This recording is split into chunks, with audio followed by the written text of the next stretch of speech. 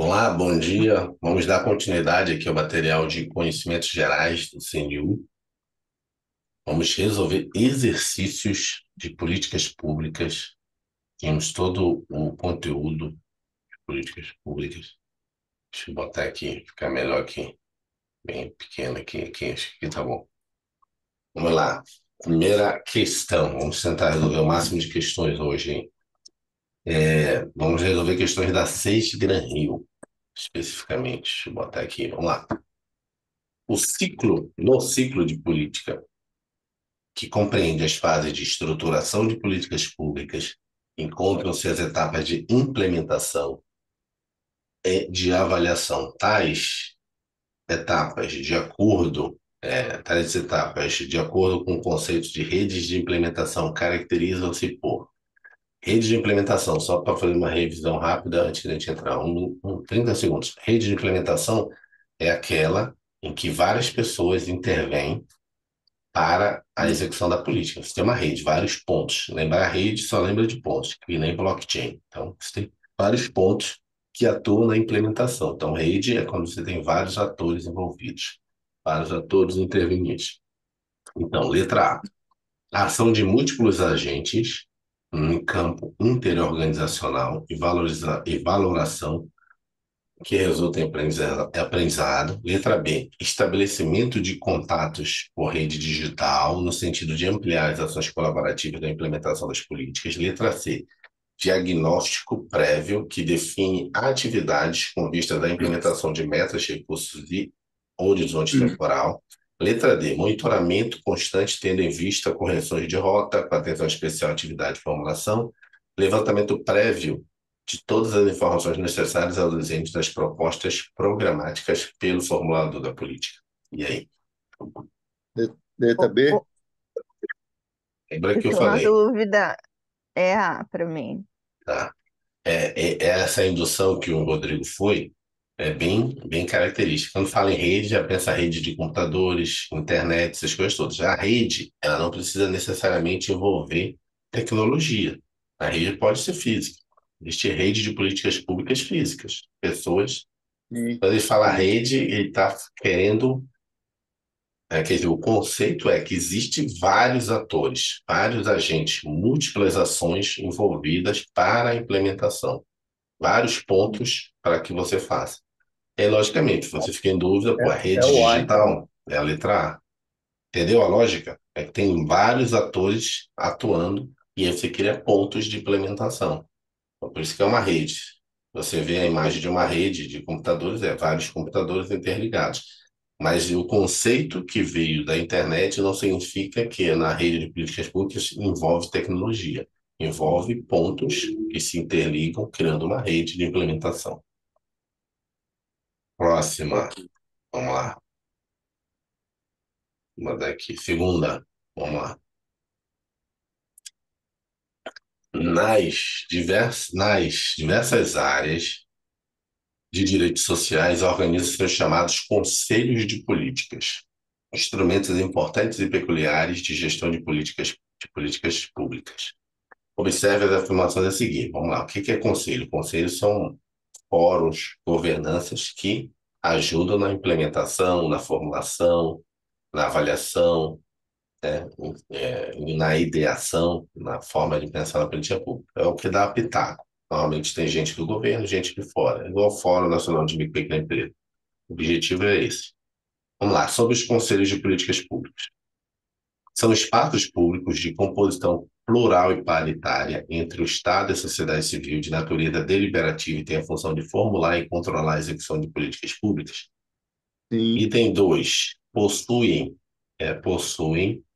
caráter executivo e independem do poder público para que sejam estruturados.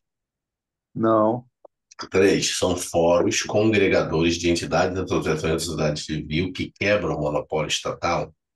não. 4. Dependem de lei para serem criados, sua regulamentação é feita pelo respectivo conselho, consonância com o poder público. E aí? A, B, C, D e E.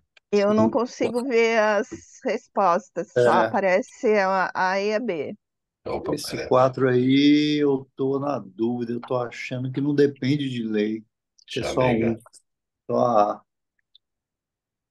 Vamos lá, presidente, falar. Na verdade, sim, a grande questão é que grande parte dos conselhos, né, eles são formalizados por lei. Por exemplo, o Fórum Nacional da Micro e Pequena Empresa é a Lei Complementar 123. Eventualmente, quando você atua na prática, você fica em dúvida, porque na prática existem conselhos de políticas públicas que não são feitos por leis, feitos diretamente por decreto. Isso é possível? É. Juridicamente é possível, mas na regra eles deveriam ter sido feitos por leis. Tanto é que, por quê? Porque Uhum. quando vem um governo, o que que ele faz? Extingue os decretos, revoga. O que aconteceu Eu no acho que é governo letra passado? C. A letra C. Entendeu, Rodrigo? E como você atua na Aham. prática, você fica com isso na cabeça. Não, mas peraí, aqui eu já tive um conselho que eu fiz no decreto. Pode ser feito? Pode.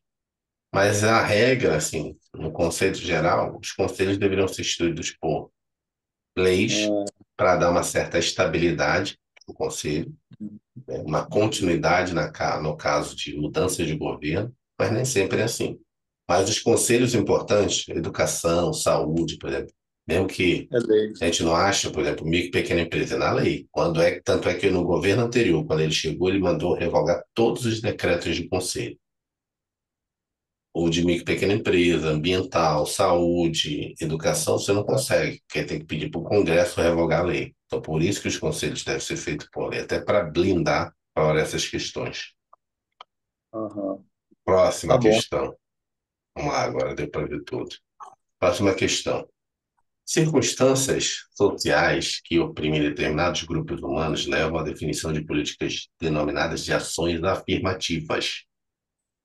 E supõe ações afirmativas, a gente estudou durante o material teórico, são aquelas ações em que você tenta tirar esse desnível, né, de saída das pessoas, porque elas têm o mesmo nível de saída para que a competição seja, vamos dizer assim, justa.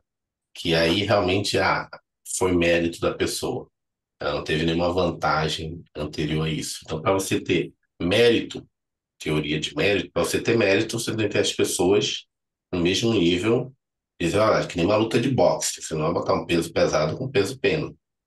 Aí o peso pesado vai ganhar a luta, qual o mérito dele? Você tem que botar as pessoas no mesmo nível de equilíbrio. Então, ações afirmativas não é para dar benefício. As pessoas sempre atuam achando, ação afirmativa de cotas, ação afirmativa de deficiente, para botar a pessoa acima. Não, é para trazer ela para o mesmo nível. Porque o princípio nosso na Constituição é o princípio da isonomia entre as pessoas, o princípio da igualdade. Mas o princípio da igualdade não é tratar todo mundo igual, é tratar as pessoas de forma desigual, inclusive, na medida da sua desigualdade. Então, não é tratar só todo mundo igual, é tratar também as pessoas de forma desigual, de forma que a desigualdade dela faça com que ela tenha o mesmo nível da outra. Vamos lá. Então, letra A. A criação de meios, o que é que seria isso? A criação de meios para que segmentos sociais possam afirmar a sua diferença e reivindicar o respeito à diversidade. Letra B. Garantia de balizamento nas oportunidades para que os que têm a sua existência marcada por desigualdade, como as de classe, gênero e etnia. Letra C. Tratamento igualitário a todos os grupos humanos por parte do poder público, garantindo o exercício do equilíbrio e da equanimidade da gestão. Letra D, formação de núcleos de proteção que afastam os marginalizados do convívio social, tendo em vista capacitá-los para o exercício da cidadania. E letra E, discriminação positiva de grupos sociais que historicamente sempre foram privilegiados por sua posição na hierarquia de classes A, B, C, D ou E. Eu vou de A. A E, para mim, tá errada. E aí, Rodrigo? Lembra do conceito que eu falei? Odiar. Já gabarito é a letra B. Por quê? Que opção afirmativa, como eu falei para você, porque você tem que ter o mesmo nível de oportunidades ou o mesmo balizamento das pessoas. Como é que você dá o mesmo nível de oportunidade? O mesmo nível de saída, né? Se você tem diferenças, né, de oportunidades, você não tem uma isonomia. A letra A que vocês colocaram, vamos ver onde eventualmente poderia estar o erro. Criação de meios para que segmentos sociais possam afirmar sua diferença. Assim, dá para confundir aí. E reivindicar respeito à diversidade é uma parte da ação afirmativa. Mas a ação afirmativa é uma ação positiva do governo, né? É uma ação de que você trazer a pessoa que tem uma desigualdade para o nível de tratar ela desigual na medida da sua desigualdade, que a ação afirmativa é também isso, mas mais correta a letra B, porque é você tratar os iguais de forma igual e os desiguais desiguais, de forma que a desigualdade seja tirada. Então, a garantia de balizamento das oportunidades para os que têm a sua existência marcada por desigualdade, como as de classe, gênero e etnia. Esse aí reivindicar até seria, mas aí você está colocando, né, é, é, a pressão, sei lá, a forma como está escrito aí, como se fosse a pessoa, lembrando que a gente está estudando aqui conceitos de políticas públicas. Aí você colocar que as pessoas poderiam reivindicar o respeito, está passando a responsabilidade da política pública para a pessoa. Então, na verdade, é você que tem que fazer a ação afirmativa, é você garantir o balizamento de oportunidade. Como é que hoje nós estamos fazendo esse balizamento de oportunidade? Você tem cotas de 5% para PCD, 20% para pessoas pretas ou pardas. O que mais que a gente tem? Pessoas idosas tem na classificação final. Então, você cria um balizamento de oportunidades para essa pessoa, um outro nível de oportunidade. Hoje, as mulheres têm separado a quantidade de, de alguns concursos militares. Na verdade, até acabou isso, né? Essa é a decisão do Supremo. Não pode ter cotas para mulher nos concursos militares. Explico rapidamente. Você pode cair no concurso, a decisão do Supremo recente. Nos concursos militares, eles colocavam o seguinte, ó, vamos ter um concurso aqui para a Polícia Militar, e foi a Polícia Militar aqui do DF, falaram o seguinte, ó, 20% das 100 vagas, 20 é para mulheres, 80 para homens. O que acontecia? A mulher que ficava em 21, a nota dela daria para entrar na ampla concorrência, ou seja, na dos homens, mas ela não podia porque só era reservado para ela 20 vagas e para os homens 80. O que que aconteceu na decisão agora do Supremo, semana passada? Acabou isso. Concurso é concurso, mesmo sendo militar. Porque, por exemplo, no concurso aqui civil, no caso de analista de comércio exterior, eu abro um concurso. Tem cotas para quem? Para, hoje, negros e PCDs, para mulher. E passar na ampla geral mais mulheres, passou. É uma questão. No militarismo, a gente tinha essa noção de dizer, não, não, teria que ter cotas, não pode ter muita mulher na turma. Por quê? Qual o motivo? Se não pode ter 20, por que não pode ter 30? Por que não pode ter 40 se ela tiver nota? O Supremo decidiu dessa forma. Hoje, não existe essa possibilidade agora das polícias militares colocarem, dizendo assim, ó, vai ter um concurso para 100 vagas para soldado da polícia. 80 para homem, 20 para mulher. Não, tem um concurso para soldado da polícia. É igual da Polícia Civil. Na Polícia Civil não tem essa restrição. Na Polícia Civil tem o seguinte, abriu concurso para agente da Polícia Civil. Pode escrever homens e mulheres. Se passar mais mulher, vai ter uma turma de agentes da Polícia Civil com mais mulheres do que homens. Não tem uma reserva de, ó, só pode entrar tantas mulheres nessa turma de Polícia Civil. Só pode ser tantas delegadas e o resto tem que ser vaga para delegado. A mesma lógica agora vai ser aplicada na polícia e no bombeiro também, né, que é militar. Então não vai ter mais no bombeiro, na polícia militar, nos estados, a partir dessa decisão, dizendo, ó, tantas vagas para mulher e tantas vagas para homem no curso de formação. Se a mulher tiver nota, ela vai entrar. Então tem que ficar atento a essa decisão, que é recente, que afeta essas questões de ação afirmativa, é uma possível questão de prova. A pessoa vai lembrar dos editais, vai marcar errado, vai achar, não, não, tem que ter. Eu já vi edital e tem limite para mulher, não. Pelo Supremo é inconstitucional agora esse limite. Deixa eu te fazer uma pergunta sobre isso. Hum, Vejo alguns professores, como aquele Herbert Almeida, falando que é extremamente necessário a gente estudar as jurisprudências, Sim, jurisprudência de STF e STJ. jurisprudência de uma forma geral, Uhum. nos principais assuntos. Você acha que isso vale a pena para a gente, para concurso CNU? Eu acho que vale, porque essa vai ser a diferença da multidão, entendeu? Para mim. Se você souber o básico, ok, pode ser aprovado. Mas se você souber esse detalhe, bem que nas minhas aulas aqui eu não fiz essa diferença de, ah, não. E, por exemplo, hoje eu tenho visto até concurso de nível médio cobrando. E a jurisprudência nada mais é do que a própria interpretação da lei.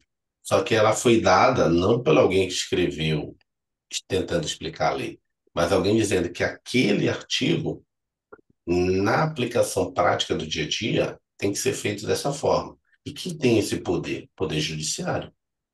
E quem tem o poder de dizer no final isso? As cortes superiores. Se for uma interpretação tem que ser dada para uma lei federal que tem aplicação em todo o Brasil, é o Superior Tribunal de Justiça. Quem diz a última palavra de qual entendimento de um artigo ou de um inciso, de um parágrafo, de uma linha da Constituição é o Supremo Tribunal Federal. Então, tem essa diferença. Por que existe STJ e STF? O STJ, ele está para leis federais, leis nacionais. As leis nacionais, ela precisa ter uma interpretação única. E a interpretação única da lei federal, quem dá é o STJ. Então, por isso você vai ter muitas questões de jurisprudências no direito administrativo baseadas no STJ. Por quê? Porque no direito administrativo é muito baseado em leis federais, 8.112, Lei 8.066, agora é 14.133, Lei de Improbidade Administrativa, Lei de Serviços Públicos, são tudo leis nacionais que quem dá a interpretação dessas leis final é o STJ. Agora, quando envolve direito constitucional, você tem que saber o que? A jurisprudência do STF, porque tudo que diz respeito à interpretação da Constituição, é o STF que dá a palavra final. Então, essa jurisprudência de direito administrativo, cara, pode pegar prova. Hoje, prova de direito administrativo, você vai ver recorrentemente. Não há diferença nenhuma de uma prova com guarda municipal, uma prova com auditor da Receita Estadual. Você vai ver jurisprudência do que o STJ entende sobre a lei de probidade administrativa, da lei 8.112, da lei de licitações. Você vê claramente, fala, cara, não diferencia. O cara, você guarda municipal, mas quer saber qual a interpretação do Tribunal Superior sobre a lei de probidade administrativa. Porque na prática, na hora que ele for atuar, ele não vai ter que seguir o que está letra da lei, É, mas sim o que é o entendimento. Na hora lá que ele for prender, na hora que ele for fazer um inquérito, na hora que ele for fazer uma coisa, ele vai ter que seguir o que está vigente no país. O que está vigente é o entendimento do Tribunal Superior. entendi. Eu Por vou dar isso uma que, olhada. e hoje os concursos tendem, e o discurso do senhor é esse, tendem a cobrar essas questões práticas, né? Decorar a vírgula, é saber na prática. O discurso da ministra foi esse, senhor, o objetivo é sair da decoreba, é um entendimento, né, consolidado, um entendimento contextualizado. Vamos lá Eu para a tenho quarta? aqui, eu tenho aqui súmulas do STF, STJ, jurisprudência em teses do Sim, STJ, direitos humanos. Vou colocar no depois, grupo lá. tá, depois a gente faz uma aula sobre isso. Eu acho que o Tá bom. Ebert, a professora de Constitucional, a Nelma, também dá aula sobre isso. Muito bom o material deles. Mas isso aqui é outra coisa, É outro, um outro material.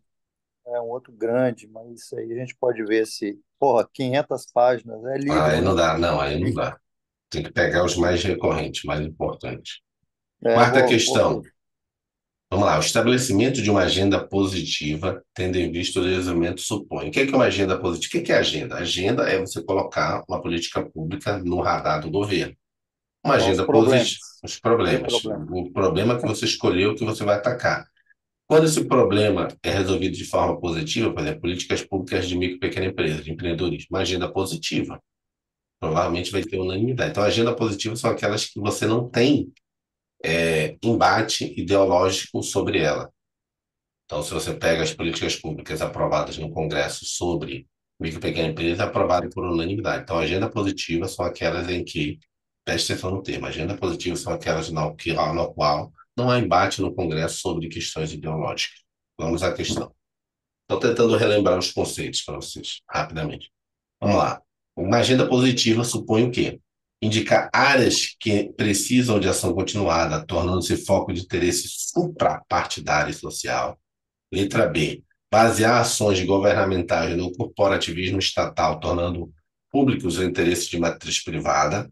Letra C. Adotar o republicanismo abstrato, fundado na construção de fórmulas institucionais idealistas. Letra D. Incorporar uma dimensão concentradora nas ações estatais, tendo em vista a eficácia na fiscalização. Letra E. Formular um pacto social que garanta a defesa dos interesses dos grupos economicamente favorecidos. E, Ó, professor, super partidário, me refresca a memória. O que seria? suprapartidário é uma coisa que está acima dos partidos, entendeu? Então eu vou de A. Ah, mais alguém? Ah, Suprapartidário é que, tipo, os partidos está acima dos partidos. Os partidos não vão debater isso. Quer dizer, não vão, não querem. É tipo, não vamos debater isso. Peraí, só estou ajeitando aqui, ó. Eu não estou conseguindo. Agora foi. Letra A. Foi. Agora vamos lá. Essa questão aqui, vamos lá. Deixa eu ver como é que eu faço aqui. Deixa eu abrir aqui. Não consigo botar numa tela toda. Deixa eu ver se eu consigo. Não vai dar de qualquer jeito. Mas a gente vai andando com a tela aqui. Vamos Aí lá, está aparecendo até a letra D. Não, mas eu aumento um Vai pouquinho. até E. Aí agora, vamos lá. O que que ele está perguntando aqui? Para uma compreensão abrangente de como se processam as políticas públicas, é preciso distinguir Estado de governo. Assinale a opção que representa essa diferença correta. Lembrando que o Estado é o permanente, governo é aquilo que é transitório. Nós temos o Estado brasileiro, atualmente governado pelo presidente da República, Luiz Inácio Lula da Silva, que tem uma visão de esquerda. Nós tínhamos o Estado brasileiro, que era governado pelo presidente Jair Bolsonaro, que era um presidente de ideologia de direita. Ou seja, existiu o governo Lula, existiu o governo Bolsonaro, o governo Dilma. Governo não passando, Estado é permanente. Então, só uma revisão para entender Estado e governo. Vamos lá. Então, o Estado, unidade da federação que possui autonomia administrativa? Não, não é uma unidade da federação. Vamos tentar matar Estado primeiro. Institui, cadê a unidade da federação? Instituições perenes com forças armadas que visam a garantia da soberania nacional. Por aí tá, por enquanto está certo. Então, pelo menos a B já está certo. Conjunto de instituições permanentes com habilitação do governo também está certo. Estrutura baseada no poder executivo e nas medidas emanadas? Não, Estado não é só isso. Instituições abstratas pela garantia da existência de um texto constitucional? Não. Então, por enquanto, eu já marcaria, né, quando eu vou fazendo prova, o primeiro item está certo no B e no C. Agora você tem que validar se o segundo corresponde a governo, entendeu? Então, o B e o C estão corretos para o que diz respeito a Estado. O Estado é tanto instituições perenes com forças armadas que visam a garantia da soberania nacional, quanto o conjunto de instituições permanentes com habilitação do governo. Só que aí tem que ver se isso aqui também condiz com o governo. Então, vamos lá. Letra Eu B. acho que é a C. Letra C. Organização da sociedade civil tendo em vista a execução de ações sociais? Não. Isso não é organização da sociedade civil, não é particular. Letra C. Conjunto de programas e projetos que parte da sociedade configurando uma orientação política? Sim. Orientação política, o governo pode ser de esquerda, pode ser de direita. Entendeu a mas lógica dessa questão? Bem diferente ela, entendeu? Mas primeiro você tem que identificar se o Estado está correto o conceito e depois identificar que o governo também está correto o governo. E aí, chegamos à conclusão que é a letra C? Para mim é a letra C. eu acho que é também. Vamos lá, correto. Vamos lá, próxima questão. Vamos tentar resolver mais. Agora, voltou ao normal. Vamos lá. Deixa eu só redefinir aqui. Vamos lá agora. Tô bom. Sexta questão. Vamos tentar até a 10ª hoje. Sexta questão. Uma política pública que tem sido proposta principalmente em situações que envolvem infrações praticadas por menores é a justiça restaurativa, definida como em que, né, definida, por menores, definida como aquela em que. O que é justiça restaurativa? Antes de ir para a questão, eu gosto de fazer sempre uma revisão. Eu também, não sei se eu falei isso, eu também faço isso na prova. Também. Antes de ir para os itens, eu tento. Peraí, deixa eu lembrar aqui. Muita gente vai ver eu fazendo prova, né? Vocês não vão ver, mas se literalmente alguém ficar numa sala, toda hora eu faço isso aqui. Isso aqui isso aí é memorização, é estratégias de neurolinguística, as coisas todas. Quando ele faz isso aqui, o seu cérebro, ele identifica que isso aqui é uma coisa boa, uma coisa que eu já vi, uma coisa, pô, legal, uma, uma química boa, tipo assim, traz para sua mente e dizer, cara, eu já li isso, só preciso lembrar o que que é. Antes de ir para os itens, você faz assim, você sabe, quando a gente é criança, faz assim, gostei disso. É, tipo, já li, o seu cérebro ativa lá o neurônio, dizendo, não, pá, esse cara gostou dessa pergunta. Então, é uma coisa fácil. E eu tento lembrar assim, mentalmente, justiça restaurativa, o que é que é? Fecha até o olho às vezes quando está respondendo a questão. Justiça restaurativa é quando você coloca a pessoa que cometeu o delito em, vamos dizer assim, em relacionamento, em conversa, vamos dizer assim, não é confronto, com aquela pessoa que foi ofendida, para ela ter consciência não só da punição, mas ela ter a consciência de que a pessoa é também uma pessoa que nem ela. É, tipo, se a pessoa pegar isso nos Estados Unidos é feito para qualquer crime. Aqui no Brasil estão fazendo na área da infância e juventude, criança e adolescente. Cometer um ato infracional, traz a pessoa que ele roubou, traz a pessoa que ele ofendeu. Bota de cara, para ele entender o que que ele fez, para cair na consciência dele, porque senão ele só vai lá pagar a punição dele, de criança e adolescente, e dizer, ok, paguei. Tipo assim, eu não mereço nem pedir desculpa para essa pessoa que eu derrubei, que eu quebrei, que eu bati, que eu ameacei, né, que eu roubei o celular, entendeu? Você traz essa consciência para eles, dizendo, cara, a pessoa é igual a mim, mora numa área pobre, fez essa besteira. Você traz um constrangimento para ela, não só do ponto de vista do Estado, mas da outra pessoa. Isso é justiça restaurativa. Você tenta mostrar para a pessoa a besteira. Então, a revisão é essa. Justiça restaurativa é isso. Vamos lá. É uma política que tem sido proposta especialmente em situações que envolvem infrações praticadas por menores e a justiça restaurativa, definida como aquela em que a vítima estabelece a pena e determina como deve ser cumprida a partir do seu senso de justiça. A responsabilidade do delito é atribuída ao infrator, que deve ser castigado conforme o crime praticado. Isso aqui é a letra da lei, é como que normalmente a gente faz, mas o objetivo não é esse, né? Comunidade reaver o direito de praticar a justiça por meio de audiências públicas, aí é medieval, né? Família da vítima exerce o direito de apelar pela redução da maioridade penal, nada a ver. O infrator tem a obrigação moral de aceitar a responsabilidade pelo ato e por atenuar as consequências. E aí, A, B, C, D ou E? O que é que condiz mais ou menos com a nossa revisão? Meio 30 segundos. A, B, C, D ou E? Repete aí, cara. As questões, os itens? É, A letra A. A vítima estabelece a pena e determina como deve ser cumprida a partir do seu senso de justiça. Letra B. Responsabilidade do delito é atribuída ao infrator e deve ser castigado conforme o crime praticado. Letra C. Comunidade reaver o direito de praticar a justiça por meio de audiências públicas. Letra D. Família da vítima exerce o direito de apelar pela redução da maioridade penal. Letra E. Infrator tem a obrigação moral de aceitar a responsabilidade pelo ato e por atenuar as suas consequências. letra E. Letra E. Entenderam a lógica do que é justiça restaurativa? É você botar o infrator, botar um constrangimento moral também para ele, então, para quem não ficar só com a punição. Só com a punição É, seria a letra B. Você puniu o infrator pelo que ele cometeu. Aí você botar ele em um constrangimento moral lá, de frente com a vítima, dizendo assim, ó, você vai devolver, vai fazer isso. A questão foi anulada pela banca. Então, acho que não vamos nem fazer. Pular. Questão 8. Vamos lá. Questão 8. Mentira. Vamos lá. Políticas públicas percorrem 4 etapas: formulação, decisão, implementação e avaliação.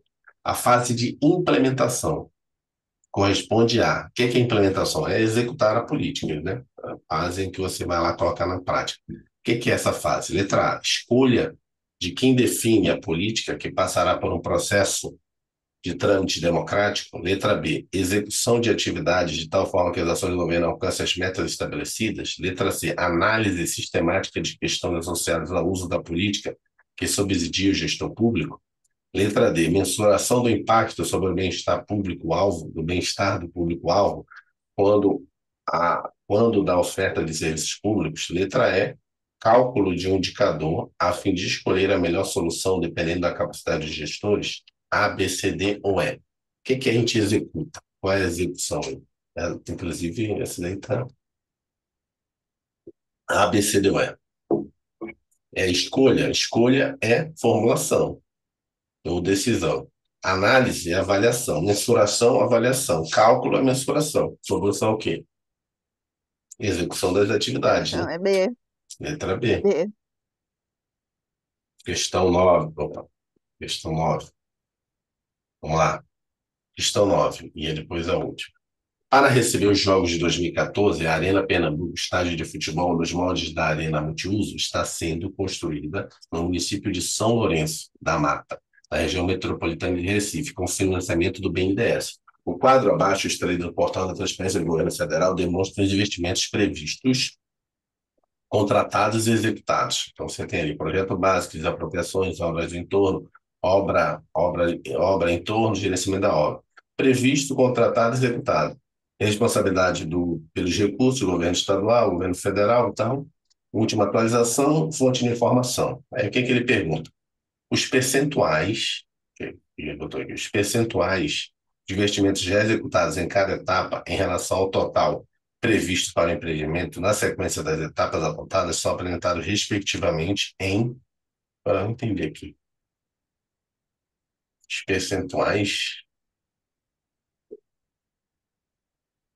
percentuais de investimentos já executados em cada etapa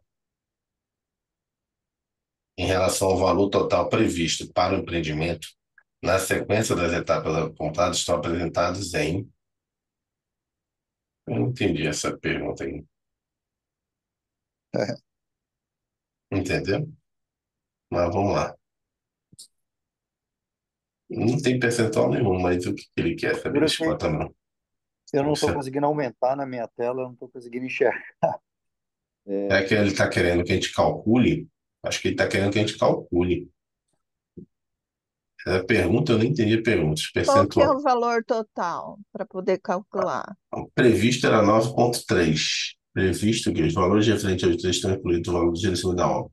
Os valores não incluem certificações ambientais. A etapa de milhões. Ah, entendi. Agora acho que eu entendi. Agora acho que eu entendi.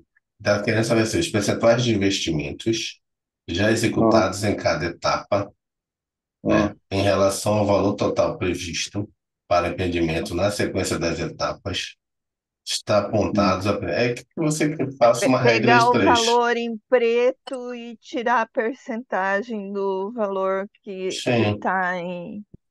então, É isso que ele quer. sim. Ele quer saber o que já foi executado no total do que foi previsto. Só isso. Então, na verdade, era só uma fórmula matemática, né? Ele quer, pelo que eu entendi. Uma obra em torno do previsto, contratado, executado. É que ele quer o seguinte, ó, os percentuais de investimentos já executados em cada etapa em relação ao valor total previsto para o empreendimento, na sequência das etapas apontadas, estão apresentadas respectivamente. Ele quer que você pegue o executado, certo? Executado sobre o previsto e pegue os principais investimentos já executados em cada etapa em relação ao valor total do previsto. Então, ele quer o seguinte, ó, esse executado aqui, quanto é do previsto? Entendeu? Ah, É sim. 9,3 sobre 520, entendeu? O total do que foi previsto aqui, executado dessa etapa sobre esse, entendeu? É, Excedeu. é esse 150, esse 157 sobre o 500. É esse 14,20, entendeu? sobre Estourou o esse aqui. orçamento. Entendeu o que ele quer? Hum.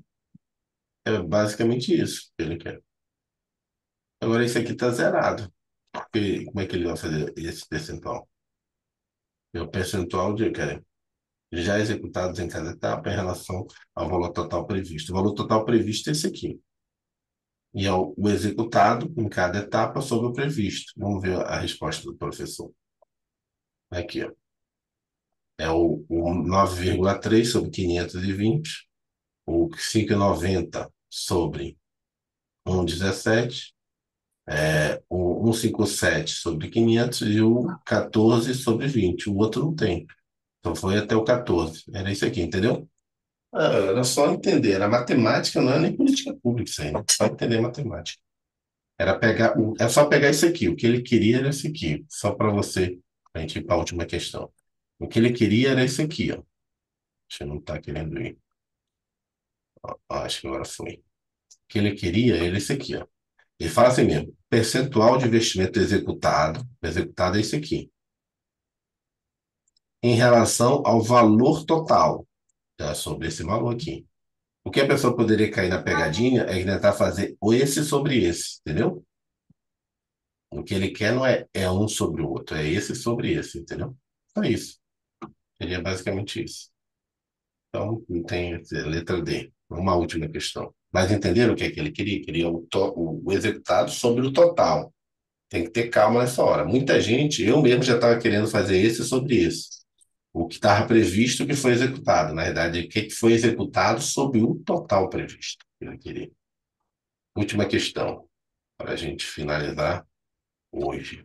Essa aqui foi só questões da Desgranrio. Amanhã a gente faz algumas questões da FGV e das outras bancas e finaliza. Aí depois a gente discute o que a gente vai fazer na vida. Deixa eu abrir aqui. Vamos lá, última questão. A crise econômica e a evidente retratação do Estado da esfera social produzem efeitos sobre o discurso e as práticas relativas à família. Assim, o discurso de revalorização da família como alvo das políticas públicas na atualidade reflete uma tendência historicamente predominante na sociedade brasileira, qual seja a de o que é a revalorização da família? É focar a política pública na família. Eu falei que alguns programas, como Bolsa Família, ele identifica a situação familiar. Então, a família hoje brasileira, ela não é mais patriarcal, ela é matriarcal nas classes mais baixas. Quem toma conta, quem faz as compras, quem organiza o orçamento familiar é a mulher. Então, a política pública ela se baseia na mulher. Não é uma questão assim de ideológica, não. Tanto é que o governo anterior também manteve isso. O que isso quer dizer? Que quem vai receber o dinheiro do Bolsa Família não é o homem, é a mulher. Quem vai ter o cartão é a mulher. Ainda que tenha pai e mãe, mas o cartão fica sob responsabilidade da mulher. Entendeu o que é revalorizar a família? É entender a situação da família. Não é assim a dizer, não, o padrão é esse, vai seguir esse. Não, é entender a situação, revalorizar a família. Então é isso que ele está querendo mostrar que a política pública hoje valoriza a família do ponto de vista de entender como é que é a família hoje em dia. Então, não é só ter na teoria. Como é que é na prática no mundo? Hoje, quem toma conta da casa é a mulher. Ainda que o homem seja o provedor, mas quem faz nesse tipo de política pública, né? Quem tem que ficar com o cartão para receber os benefícios é a mulher, porque ela tem a responsabilidade. Não estou dizendo isso, né? Mas não é o cara que vai pegar e vai gastar com cachaça, vai fazer outra besteira com a grana. Então, essa questão é a valorização da família. Então, ele pergunta o seguinte: assim, o discurso de revalorização da família como alvo das políticas públicas na atualidade reflete uma tendência historicamente predominante na sociedade brasileira, qual seja, letra A, implementar políticas públicas higienistas. Higienistas é achar que pobre é de uma forma, preto é dessa forma, higienista nesse sentido, né? Essa é a política lá da década passada. Tem preconceito, né? Higienistas de Preconceito. higiene. Preconceito. Letra B, resolver na esfera privada as questões de ordem pública. Letra C, atribuir aos pobres as causas da explosão demográfica. Letra D, controlar o comportamento da população através das políticas públicas. Letra E, Construir um modelo de políticas públicas distante das necessidades da população. A, B, C, D ou E. Eu É, acho que é a da. Qual? Controlar o comportamento da população através das políticas públicas? Não, você não está controlando. É a letra B. Por quê? Porque você resolve na esfera privada as questões de ordem pública. Quando você resolve na esfera privada, o que ele quer dizer é o seguinte: eu identifico na esfera privada que quem é, na realidade, o cabeça da família, quem toma as decisões é a mulher. Então, a questão privada, né, resolver na esfera privada as questões de ordem pública. Meio estranha essa pergunta. Vamos ver o que o é professor estranho, eu respondeu. achava Eu que era também E. achei. Achou o Achei quê? que era a letra E, não é a letra E? Letra E? Não. Letra E? Normal, seria ser esse objetivo. Deixa eu ver se tem alguma aqui. Muita gente errou. Todo mundo errou essa questão. Tu viu aqui? Pouca gente acertou. 30% acertou. Estado entra cada vez mais na vida privada das pessoas, entender? Resolver na esfera privada questões de ordem pública. Não teve nenhuma resposta boa. Deixa eu ver a do professor. Letra B. O discurso de revalorização da família como alvo das políticas públicas na atualidade reflete a tendência historicamente predominante da sociedade brasileira, ou seja, de resolver na esfera privada as questões de ordem pública. Segundo Pereira, a instituição familiar sempre faz parte integral dos arranjos de proteção social. E acrescenta ainda que os governos brasileiros sempre se beneficiam da participação automatizada e voluntária da família, na provisão do bem-estar de seus membros. Ou seja, de fato, há uma tendência historicamente predominante na sociedade brasileira de resolver na esfera privada as questões de ordem pública. Não respondeu muito não, só trouxe de onde foi tirada a questão. Que letra que é? Então, a letra B. Eu marcaria essa questão assim, ó, favorita, bizu. Que quem acertar essa questão, aí no material, 30% das pessoas são acertadas. E é uma questão assim, se cair, se você acertar, você se diferencia da multidão. Pessoal, tem que ir, que hoje é o dia de levar a menina na natação. Amanhã a gente faz questões de bancas variadas, FGV, FCC. Você Essa aqui tem foi como dar só. um print screen nessa questão e mandar para a gente aí, Tá, vou no grupo? mandar. Vou Tá mandar. bom. Valeu, fui. Falou. Obrigado. Tchau. Tchau, Tchau. bom dia.